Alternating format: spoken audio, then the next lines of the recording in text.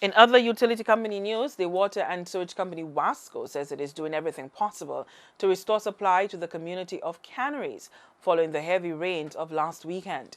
Managing Director Vincent Hippolyte says the rains posed quite a difficulty for crew who needed to venture deep into forest terrain to repair the network. You may not see rainfall here as we speak, but that does not mean that it's not raining in the forest. That does not mean that the conditions in the forest are not dangerous. So we would not want to send our men so far in the forest and expose them to that kind of danger because they may not come back.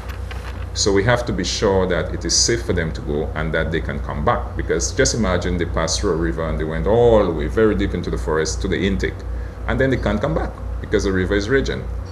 And we lost some pipelines. They were washed away, so they have to be replaced, they have to be restored, and the intake has to be cleared in order to make sure that the water gets back to the filters and be distributed. So that's taken a little time because we've made about 3 attempts to get to the intake, and we have had to abort 2 of them.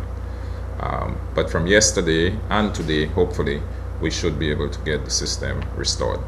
In the meantime, there is always a contingency. So if we cannot get water through the normal system, normal pipeline, then we have to get water by tankers into the schools, because the schools would have tanks and so on. We then have to mobilize that contingency to make sure that you can have school functioning and the like.